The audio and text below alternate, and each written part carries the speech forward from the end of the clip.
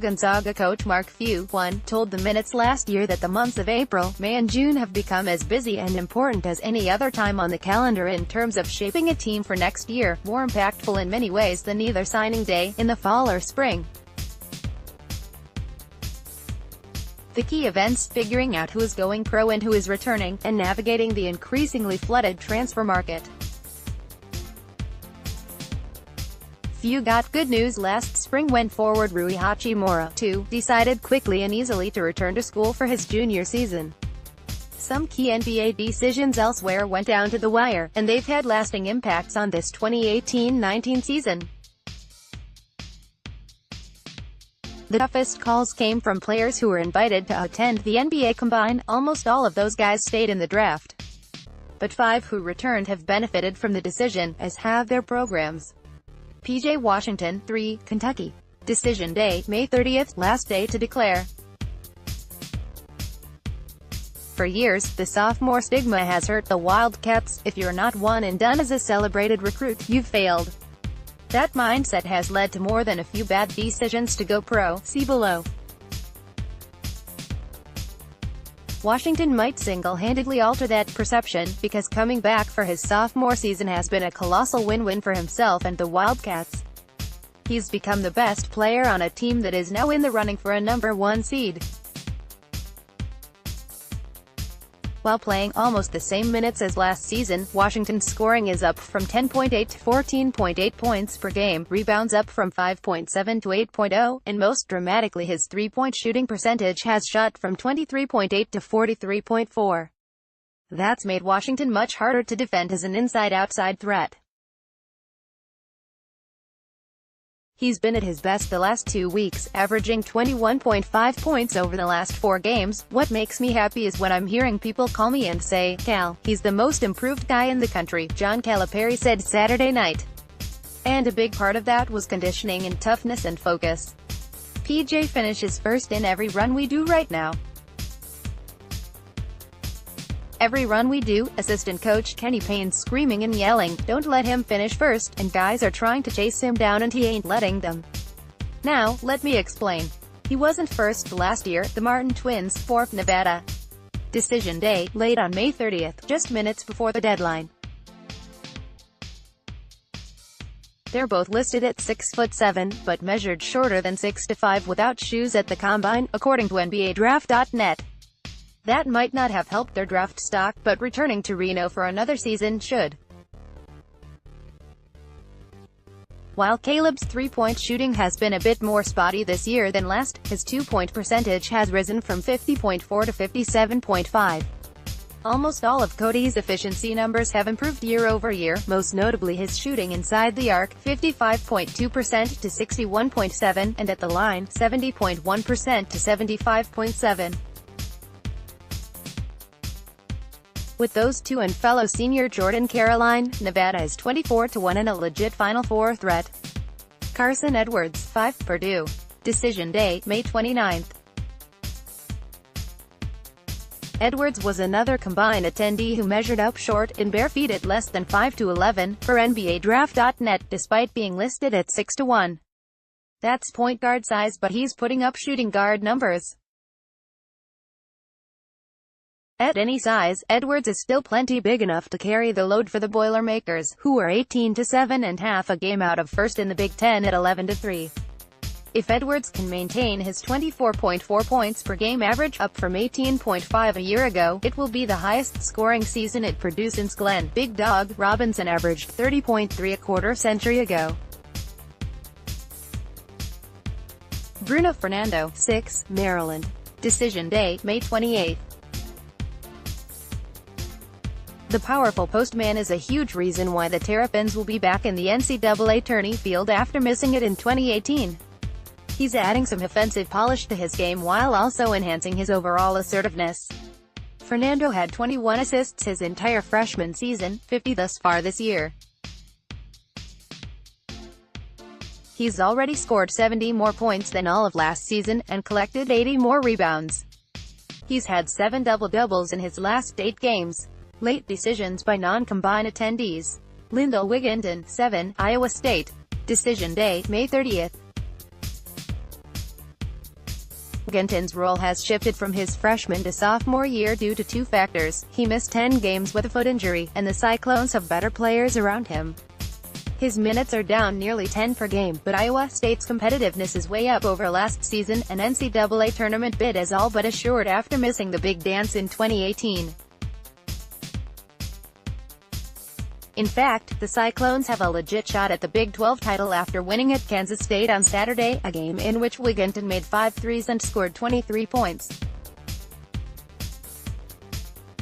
Tyler Cook, 8, Iowa. Decision Day, May 30th. The Hawkeyes have had more dramatic heroes in recent games, see below, but the season-long linchpin has been Cook, who leads the team in scoring and rebounding, and whose production is up in virtually every category. The 6'9", 250-pound forward is a big reason why Iowa is on track for its first NCAA bid in 3 years. Ethan Happ, 9, Wisconsin. Decision Day, May 30th. The senior post player leads the Badgers in scoring, rebounds and assists, which is a good reason why Ken Pomeroy has him no. 2 in his personal player of the year ratings, behind Zion Williamson, obvi. Fact is, Happ led the team in all those categories last year as well, but the numbers have increased, scoring from 17.9 to 18.4, rebounds from 8 to 10.5, assists from 3.7 to 4.8. And this Wisconsin team is much better than last year's, which missed the NCAA tourney for the first time since 1998. Wisconsin forward Ethan Happ, 22, looks to shoot as Michigan center John Teske defends during the first half of an NCAA college basketball game, Saturday, Feb. 9, 2019, in Ann Arbor, Michigan. AP photo, Carlos Osorio. If the decisions had been different, players who went undrafted have not found a permanent home on an NBA roster and could be major contributors in college. Raul Alkins, 10, Arizona. He left Tucson after his sophomore year and has appeared in 3 NBA games for the Chicago Bulls, scoring his lone basket. 23 Alkins is spending much more of his time with the Windy City Bulls of the G League. Arizona, 14-12, 5-8 in the Pac-12, loser of 7 in a row, desperately could have used Alkins this season to help avert what could be the program's first losing season since 1984. Then again, Alkins might have vacated college ahead of the NCAA posse. Evidence in a federal trial last year tied him to aspiring agent Christian Dawkins, who documented a detailed payment plan to Alkins' family and documents seized by the government. Malik Newman, 11, Kansas. The Jayhawks, short-handed after injury and NCAA flimflammery, would have loved another season from a guard who averaged 14.2 points and 5 rebounds as a transfer from Mississippi State. Instead, Newman is playing 20 minutes a game for the Canton Charge in the G League. The early entries from Texas A. Fellow Aggies Tyler Davis and DJ Hogg were not, but both signed with agents. Both are in the G League. Davis did make one appearance for Oklahoma City this season, attempting 1 shot and grabbing 1 rebound. After losing those 3 players and having senior guard Admon Gilder out all year with what he said is a blood clot issue, the Aggies have crashed to a 10-14 record after reaching the Sweet 16 a year ago.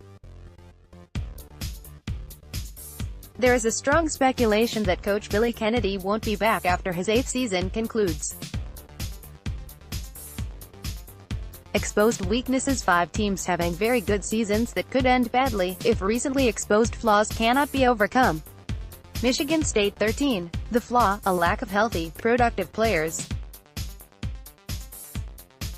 When Joshua Langford went down with a season-ending injury in late December, that increased the burden on star guard Cassius Winston. Then big man Nick Ward broke his hand Sunday, and now Winston is going to have to be superhuman to get the Spartans into late March or early April. In the first 14 games of the season, Winston averaged 30.4 minutes per game. Since then it has been 35.7. But while the general burden of leadership falls on the junior guard from Detroit, the specific need in the wake of the Ward injury will be interior presence from sophomore Xavier Tillman and little-used freshman Thomas Kithier. Tennessee, 14. The flaw: interior size and defensive intensity. Rick Barnes has started 6-11 Kyle Alexander all season, but spends roughly one-third of each game with a small ball lineup wherein nobody is taller than Grant Williams, generously listed at 6-7. Alexander's rebound totals have dipped over the last month, down from 8.1 the first 14 games of the year to 5.5 the last 11, and down from 1 board every 3.5 minutes played to 1 every 4.4 minutes. The Volunteers were able to get by playing small, locking out indifferently and defending haphazardly against a succession of mediocre opponents, and then came Kentucky. The Wildcats pummeled Tennessee in the paint and on the glass, shooting and jumping over the Vols in a blowout win Saturday night. If Tennessee wants to reach its first ever Final Four, it likely will need a taller lineup or a tougher one. Or both. Kentucky coach John Calipari tries to quiet the crowd as chants of "overrated" erupt during the second half of the team's NCAA college basketball game against Tennessee. Kentucky won 86-69, AP, Villanova, 15. The flaw: 2 players, 3 spectators. As the only 2 major contributors returning from last year's national championship season, this was always going to be a Phil Booth, Eric Paschal production. But the increasing reliance on those 2, especially at crunch time, has made the Wildcats easier to guard. On the whole, Booth and Paschal have scored 47% of Villanova's points this season, but in Big East play that has been ratcheted up to 51%. In blowing a big lead against St. John's on Sunday, the 2 monopolized the ball late with poor results. From the moment St. John's took its first lead, 54-53 with 7:02 remaining, until less than a minute remained. Booth or Paschal took every shot and made every move to the basket. The results: 1 for 7 from the field, 4 to 7 from the line, 3 turnovers.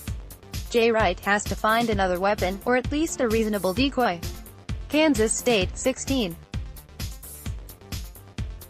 The flaw: the Bruce Weber offense. He's a great defensive coach, which is the biggest reason why the Wildcats are leading the Big 12 at the moment. But scoring, specifically shooting, is not this team's forte. K-State has the least efficient defense by far of any team in the Ken Pomeroy Top 40, checking in at number 107. The Wildcats are 234th nationally in three-point accuracy, 225th in two-point accuracy and 322nd in free-throw accuracy. They're also playing more slowly at the offensive end than any Weber team since 2013. In a league that has some firepower, it will be tough for K-State to hold on to first place. Virginia, 17. The flaw: too few easy baskets.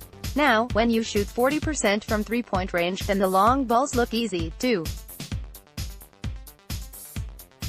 But as Virginia knows better than anyone, a bad night beyond the arc in March can have devastating consequences, which means scoring near the rim and from the foul line are prized traits.